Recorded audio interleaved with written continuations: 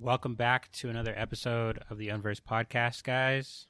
Earlier this week, I had heard we actually got somebody who worked on One Piece. His name is Hideki Araki. He worked in basically like the animation behind like One Piece and Inuyasha. I think he might have also done like a lot of other animations like Pokemon and maybe a Ghibli movie. So recently, I just saw the news that Hideki Araki has left Toei Animation, and what it is he is starting his own. I don't know if he's starting his own animation studio, but I think he's starting animations on hentai.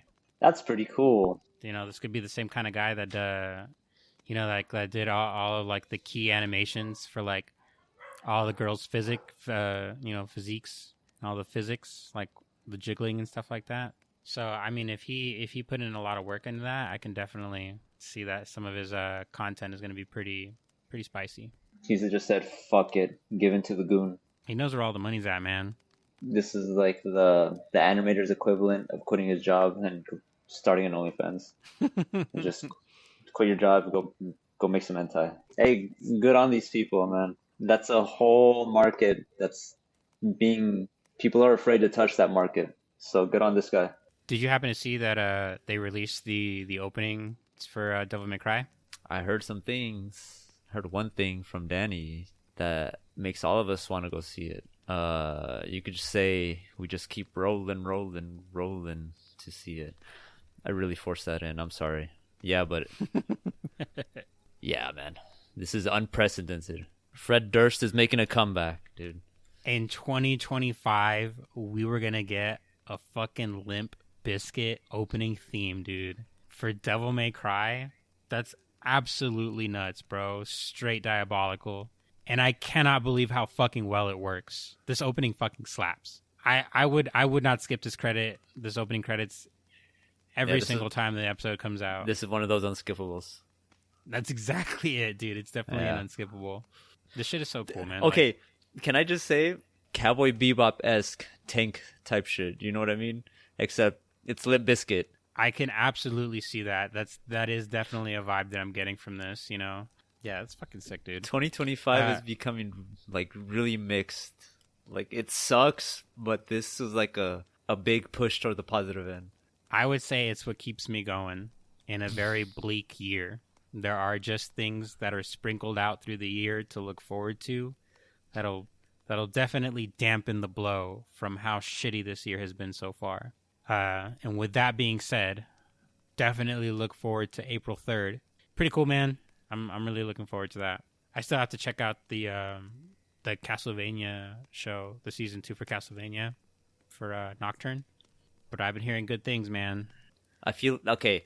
The more that kind of shit happens in like media and the real life world, the more I just realize like animators and like producers and directors are all just like professional shit posters. They do what they want, and people are gonna like it. Like you post a meme that's mildly funny, somebody's gonna fucking find it hilarious, and then it just spreads from there. The live action One Piece show is possibly delayed until 2026. The only speculation that we have on this is because from what I read and what I saw, they didn't show One Piece Season 2 among the list of TV shows for 2025. Yeah, for the lineup. That's right. Maybe they're just keeping it under wraps. As like time goes on, they'll probably give us some more news closer towards like summer. I think that's pretty much when we're probably going to expect some more transparent news on that one. If you have not started to wrap up Vinland Saga, go ahead and start putting in some time in your schedule to do that. The mangaka for Vinland Saga is working on a new series. He's going to be starting it after Vinland Saga is over. This is going to be a sci-fi series. What the fuck? From what he explained. I'm like, all he had to say was the word sci-fi, and I'm like, oh, fuck. I'm set, dude. Especially with his art style, it's fucking great, man. Like, it's really gritty, I think, and I would generally like to see what kind of ideas he has for like a sci-fi series that he would write. I want to say that I hope he brings back a lot of the more action that we saw during like the first part of Vinland Saga, like that's pretty much what roped everyone in the whole first place. You know, I feel like that's true. There's definitely a lot he can do with that. Yeah, Vinland Saga for sure, man. Like, I'm not reading it, but I already watched the like 2 seasons. 3. It's 2 seasons, right? Yeah, there should be 2 seasons, I think. Phenomenal, both of them. Like you said, the beginning season where he's just a little kid fucking shit up. That's what drives people in. But I think for me, when you show him just like broken and figuring out what compassion is in season 2, that cemented it for me as like, this is fucking like great. I don't know how else to describe it. Like, it's really good. It really delves into the psyche of like rage and trauma. Other than those 3, yeah, I don't know, man. You might be right. We might be devoid. We might be in like a drought of like good story. But then again, like, yeah. I don't read too much. I don't go out of my own comfort zone to go read some stuff. But when I do, it's like, I find gold, you know? I found One Punch Man on my own. Well, me and Danny did, and then we started reading at the same time. And One Piece was always there. You found Fable, right? Yeah, I found Fable, and that was fucking great. I know that there are a couple of series out there right now, aside from One Piece, because I feel like obviously One Piece is just a permanent fixture. Really, not to just sound like I'm just sucking One Piece's dick. Like, there's just not a lot of bad things that we can say about One Piece that would knock it out of the big 3. I'll take it like, all in. When I checked the overall sales for the volumes for each series, I think overall One Piece was number 2, and it lost to Dragon Ball because of Daima by like 1 million yen. And so like, it's just, to me, it's like I won't ever just have that conversation where we're not gonna like assume that One Piece isn't just already there. Yeah, so that's a given. You know, I think of other serializations that are going and like sequels too. I would say Boruto will probably fall into like a top 3 or at least a top 5 category. Man, Danny would be yelling at both of us right now. They are releasing a 484-page book about Ace, and it's basically going to cover his life from birth to death. I think Cool. Ichiro said he's supervising the entire novel. But the best part about this is it's already a done deal. So the book is actually coming out next month on the 4th of March. The only thing I don't know is if when it releases, it'll be released like internationally, or if it's just going to be released in Japan, and then we're going to have to wait a while before it gets translated. Sony's fucking ready to move on from Bloodborne, dude. Those fucking bastards, man. We can't have shit in 2025 because Sony finally sent the DMCA for the 60 FPS patch to creator Lance McDonald, known Twitch streamer, known hacker known big time hacker in like the Sony consoles. He made a 60 frames per second mod in Bloodborne. You can I think you can only get it if you jailbreak your PS4. Yeah, so they told him to take it down. One of his YouTube videos about the patch back in 2021, I don't know if he was actually meeting with the executive, Shuhei Yoshida, and he told him he had the 60 frames mod. He seemed like he had a good attitude about it when he told them. Somebody else, I guess, caught wind that he had it out, and they decided to follow Nintendo and say no more. We kind of saw it coming with the Bloodborne cart fiasco. I mean, sure, I wouldn't really call it much of a fiasco. What ended up happening is she got told ahead of time that, you know, there needed to be like some immediate changes that she needed to do, and she was able to do them. All in all, it's like, we know it's Bloodborne cart. There's no real way to give that opportunity to basically the emulator to let you run Bloodborne at 60 FPS, you know, because it is 1-to-1. It's just the fact that we're able to run this game better, you know, and finally on PC, which God forbid we're allowed to do. So yeah, man, that's a really shitty deal. And one of the things that always confuses me about the whole Bloodborne debacle is, you know, we ask for a remaster, a port, anything. I want to say it's almost a conspiracy. Like, it's almost to the point where I could believe that FromSoft and PlayStation are just conspiring of some sorts to withhold Bloodborne from us. They know it's what we want, and they know that we're not really really ready to pay $80, $90, or $100 for something like that they can just put out tomorrow. You know, I feel like if it's anything, that they just really want to hold off until we're desperate enough where we will definitely pay more than the original $60 we paid before just to get it again. And I kind of put my foot down on that. Like, I stand by that. If that's not the case, I don't know why they think that we couldn't have gotten it again. Even Miyazaki himself said last year that it would definitely benefit from a hardware upgrade. I don't know, man. It's just they're waiting to be used, and nobody else can use it, so it's like kind of not fair. The nightmare is over. We can all wake up now. It's whack. Recently, there was a game that was highlighted. Or at least it was shared to me. I think you showed it to me, actually, Gerry. The announcement trailer just came out. It is on Steam. The game is called Fly Night, and it is a pretty interesting game here. We can take basically the Souls format. The key here is this is actually like a first-person dungeon crawling multiplayer format, and also the graphics. The first-person RuneScape. Essentially, yeah, like we're getting like a RuneScape version of Dark Souls. And so you have all of these characters, and the reason why it's called Fly Knight is all of the characters in the game are modeled after insects. So you play a knight who is a fly, going around defeating all sorts of other knights. Dude, in the announcement trailer, they have so many cool different characters. I think I saw like a samurai wasp or a samurai bee knight. Yeah, that was cool. That was fucking awesome. One of the bosses that you fight is like a dragonfly knight, and you can fish. Oh, it's over. I would definitely like the chance to link up and see if we can do some multiplayer and just crawl through some dungeons with this shit. I'm down. It sounds so fucking fun, Yeah. dude. It's awesome. Did you see the announcement trailer for Mario Kart 9? You mean the announcement trailer for Switch 2? No, yeah. I haven't seen it. Yes. They're really trying to up the ante with Mario Kart. They're pretty much just throwing the whole concept that they had for Smash and then just putting it in with Mario Kart 9. Is that Sonic? Yes. They have Sonic characters. They have like the whole Sonic cast. They have items that they've incorporated from the Sonic games. Dude, fuck Sonic Racing All-Stars. It's this. This is basically... This is what you want. This is what we all wanted. Okay, I'm sold. I have to buy the new Switch. God damn it. Reviewing the trailer, they just announced a couple of different things. They've added new characters, so party characters. The Sonic series has been added. Kirby was added. Metroid was added.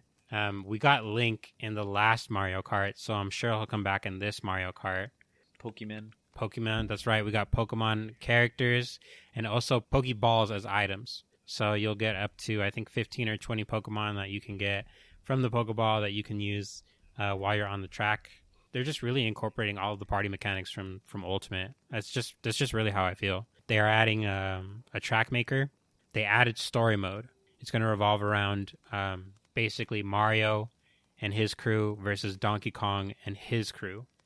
And the whole point is they're racing to get the opportunity to get the Wishing Star, which is just the Lunestras from Galaxy? Yeah, Mario World Galaxy or Mario Galaxy. Story mode racing, I'm in though. You forget Mario and Donkey Kong fucking hate each other. Ops since day one. That's right. Ops till the very end. They're not friends. Fuck, dude. I'm just kind of excited for a lot of the quality of life updates that they have for Mario Kart. Today, February 5th, 2025, Bernie Burns, ex-CEO of Rooster Teeth, ex-founder, brought it back to life. He bought the IP, Rooster Teeth, and everything subsequent underneath it. Part of his company, Box Canyon Productions, Rooster Teeth, has now been acquired by said productions. Bernie plans to move on from where they left off. So it's going to be like they never left. I don't know, man. Like, I heard their podcast today. It's like only 10 minutes long. Just talking about like what they're planning to do with it. They're planning to bring back like old shows. They didn't really specify which, but like you already know which ones they're talking about. They're talking about Ruby. They're talking about like The other Red versus Blue, right? I think so. I don't know if it's over already, but hopefully, it's gonna be him. Maybe a couple of other people are gonna jump on the ship with him. I don't know if like the one me and Danny listened to, if Regulation or Face Jam are gonna join. I don't think so because like they're already. I don't know. I have no idea what they're gonna fucking do, but yeah, Rooster Teeth is coming back, man. I don't know how I feel about that. We already had a vigil, we burned the body. Yeah, man, we'll have to see. I have high hopes that in wake of the new management for Rooster Teeth, they just really try to hunker down and focus on bringing back some of the things that they were really passionate about. So if they really decide that they're going to start bringing back a lot of those animations, cool. I'm super excited. Like, I don't know if that means that they'll continue to work off of what they've already had, or maybe they might end up rebooting certain stuff. They were talking about some of that too. Just I would say remaster, rebooting some old stuff that I guess didn't finish. Yeah, because one thing that I think about is like for them to go through the process of rebooting something means that they're gonna also have to try to make sure that whatever it is that they're making entertaining is entertaining in this kind of climate, this kind of culture that we're dealing with, So like a lot of those good funny ass jokes that we heard watching Red versus Blue when we were kids, those snippy jokes and shit like that, they probably wouldn't be able to do a lot of those again. Yeah. What I want is just like they've grown past video games for sure. That's why I stuck around. The content they made with video games I liked it, and I've been a fan for maybe like 10 years now. Anything else that they do, like Ruby, honestly, bro, I fell off of Ruby. Maybe after like the 3rd season. Same. Any other show that they have, it's like certain people are on it, I'll watch it. I can give a fuck about other people. You said other shows, and I tried so hard to think of any other show except for Red versus Blue and Ruby. Camp, other stuff. That's all I know. If certain people are on those shows, I'll watch it. Otherwise, like, I stick around for the video games. But that's just myself as a fan. Like, comments, thousands and thousands of comments. Not just Bernie, but for, like, other people as well. Like, that have been Rooster Teeth alumni. To which, like, in the podcast, Bernie made it a point, don't go fucking comment bombing other people because they all moved on, or some of those kind of people, they moved on to like start their own business and become independent. Which is where like Jeff and Eric and all these other people that I follow along, they all made their own company. Oh, so you don't think they're gonna come back? Probably not. Maybe collabs aren't out of the picture. Like they can always join together and do some stuff together. I'm getting closer to finishing Clone Wars. I finished season 5 today. Or yesterday. You're talking about the animated series, right? Yeah. That was on Cartoon Network? Yeah. Right now, this season, it just got, like, shit's blowing up. That show is the show that pretty much goes into, like, Ahsoka, right? Yeah, Ahsoka. Yeah, Anakin's Padawan. Anakin's Padawan. Yeah. It's cool because somebody framed her for bombing the Jedi Temple and then killing the person who actually bombed the temple. So she's been on the run for like the past couple episodes. Anakin found the person right before Ahsoka was about to get sentenced because everybody gave up on her. The Jedi Council said she looked hella guilty, and they're like, she might be guilty, bro. And Anakin's like, no. So he went to go find her, find the person who actually like did all this shit. Pretty much, even Anakin like gave up on her. They all did. None of them believed her. When she was trying to say it wasn't me, somebody else fucking force choked her. Anakin saves the day. The real person gets caught. Ahsoka gets let go. They try to welcome her back to the council or back into the Jedi Order because they kicked her out of the Order too. And she refused. She's like, I can't do this because you all just gave up on me. And she left. And that was the end of the season 5. I don't know what's going to happen next, but it's wrapping up really nicely because fucking Papa Palpatine fucking looks evil, more evil every fucking season. It's great. Yeah, Ventress is fucking bae. I'm gonna say that right now. Isn't that the bald Sith? Yes, she's bae. Yeah, there's just something about Sith girls. The person who was behind the bombing was a Sith girl, and I'm like, yo, she can fucking, she rips some ass, dude. She fucking. You played the Fallen Order game too, right? Yeah, and I'm actually downloading Jedi Survivor right now too. The Seventh Sister you're talking about? Yes, her too. they're related? Are they like the same? The Sith girls and the Seven Sisters? No. There are these moments, dude, where I'm like, I'm so into Star Wars, and at the same time, it's like, you're so into Star Wars, you ready to start watching the fucking shows? And I'm like, I'm not that into Star Wars, right? Man. Tell me about it. But when we talk about it, dude, I get so fucking excited. The characters are enough for me to get in. I'm really hoping that by the time Wilds comes out, I want to put in at least... Okay, let me rephrase what I'm about to say.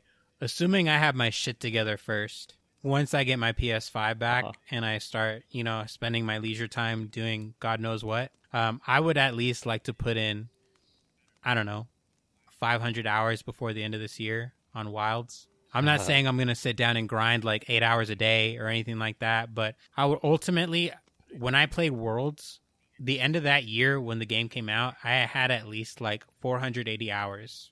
And so I'm definitely thinking to myself, with the scope of what this game can do and how big it is, I more than likely will not be bored of this game until probably the next year or the end of this year. And that doesn't even count for all of the updates that they're going to start bringing in when the game finally launches. Like, they had all those free updates for Monster Hunter World, like all the collaboration events, all of those free quest lines and stuff like that they did, like all that before Iceborne even came out. I'm gearing up for this. I don't really find like I'm going to have a lot of games that I'll be picking up this year aside from Wilds. I saw that they're working on a new Battlefield game, but I did learn my lesson from 2042. So I don't think I'm just going to go ahead and just throw my money at fucking at Battlefield the next time it gets announced or the pre-orders are available. I might just wait and see what's going to happen first and try to see if I can get into like a closed beta or something. Yeah, but other than that, I'm cool, man. I'm really enjoying my time so far, just reading more Mistborn and really trying to get into the series and picking up some other series at the same time. I'm reading the Witcher series too, because I already had all 5 of those books. Yeah, man, I already had all those books ready. So like at the same time, I'm like kind of picking that up whenever I put Mistborn down, and so hopefully I'll be ready for the Witcher games, because I want to replay the third one, but not before I go through the first 2 games, and that's definitely going to take a while. I think Grant did that, and it took him like the better part of a year or 2 just to do all the games and read all the books and things like that. So I'll definitely have my plate full for that. I'm excited. Hell yeah, man! I'm almost done with part 1 of Elantris, which means I'm like more than halfway through the book. I also started listening to I think it's called Shadow Rising, one of the books from Wheel of Time. All right, get this. Main character kind of has a harem going, all right? He has the girl he grew up with, who back in Two Rivers, I think it's called, a small ass village, is supposed to marry her. So he grew up with her all his life. Ended up loving her. She loves him. Other girl that first girl meets, her name was Egwene. This other girl is called Elaine. She's like a royalty daughter. And then there's another one called Min. I think she can see see people how we're gonna die by looking at them, and then she sees their faces, and she's like, "Ooh, that one's getting stabbed." Oh, that sucks, dude. The 3 of them, they're training to become, I think, Aes Sedai. All 3 of them love him. Egwene is like, I'm not going to marry that dude. You go. You have him. Pretty much what just happened. Elaine confessed to Rand, and so did Rand. They made out. It's pretty cool. So it just started. I'm kind of in and out, though, honestly. Like, there was some action parts that happened, but I can't fucking remember what actually happened. So yeah, I'm going to swim through that while I read Elantris. Because now I can kind of differentiate which story is which now. In the beginning, I could not, because they're just 2 completely different, 2 unknown like concepts to me. So if I would read them together, it'd kind of mix. But now I realize like they're both their own thing. Here I go, taking 2 books at a time. Yeah, whenever I'm reading, dude, and like let's say like Karina's talking to me or something like that, I'll definitely be stuck on the same page for like 10 minutes. Yeah. Like I'm one of those kind of people that like I just need like almost complete quiet, or I need to have something on in the background like an iPad Kid, but something that has absolutely no bearing to my attention. Like, it would be something that I've definitely seen a million times, or something that I have absolutely zero interest in, as long as it's like background noise, you know? Right. I've been trying to fix that though. I've been trying to just, whenever I tell myself that I'm trying to set myself up to do something, like I was just saying, like an iPad kid, like getting ready to set up a noise so I can focus on something. Like instead, I'll just kind of put on music. So I've just been trying to catch myself doing that every time. And so instead, I'll just be like, okay, I'll just stick with music, and then see if you can read and listen to music at the same time.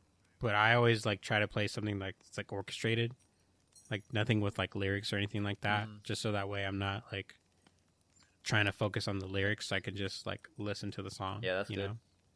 Anybody interested in sending us any questions, comments, anything that you want to talk about, anything you want us to talk about, feel free to hit us up at our email, unversedpodcast@gmail.com. And so once again, we're back again with the boy Mark. He just ended up beating Dark Souls 3. Says that he was playing this with his friend. Now, the key thing here is he was playing this with a co-op mod. There is no returning to your world or anything like that. So from the moment you guys are in the same world, you guys are just there together through thick and thin, kind of like Elden Ring, except again, you don't go back. He asks, if there's a game that you wish to play co-op mod or official, what game would it be? He also wants us to know, in case we didn't know, that there is a Skyrim mod, Skyrim co-op mod. That is actually something that we knew about, though, Mark. We played it. Me and Gerry. It was fun. Me and Gerry have played it. It was definitely awesome. Yeah, so that co-op mod is definitely rad. I think now it's definitely more polished than when we have played it. They keep working on it. They keep putting in bug fixes to the mod. So right now, I think is like the optimal time to actually hop in and see what's up. I've kind of been seeing it as a growing trend where people are going back to older games, especially games like Skyrim, like a single player game, and then just trying to make it so that you could do multiplayer. I've seen this with a lot of different games that they've been doing so far, and so far I like to think that this is a pretty interesting take on like adaptability, you know, on like basically like quality of life improvements. Like this is basically like an idea that somebody had in passing like a couple of years back and was just like, man, wouldn't this be cool if we could just play this game together? And one day somebody was just like, I know how to fucking do this. Hold my beer. You know what I mean? Now hacking. Just put on the spy glasses that you got from McDonald's. Hell yeah. Start clicky clacking on the keyboard and shit, dude. But yeah, man, I'm all about it, man. Like a game that I would definitely like to play like co-op. For me, it's actually like a lot of like JRPGs. Like I know that probably wouldn't translate well, but I'm like a big avid fan of like the turn-based games. And I've always thought it would be fun if like we took like Final Fantasy, for example, you know, like if we just take Final Fantasy 1 and it's just like we all get to be one of the warriors of light. Ooh. It would be really cool like if we all just had to control our character respectively and we all just had to like cooperate with each other on like what we wanted to do or what moves we were going to use. Yes. You know, like it makes things more like streamlined, I think, in my opinion, for when it comes to wanting to communicate what we can do for like certain boss battles and stuff like that. You know, and I also think that there's like a leverage here for you to bring a certain challenge to the game as well.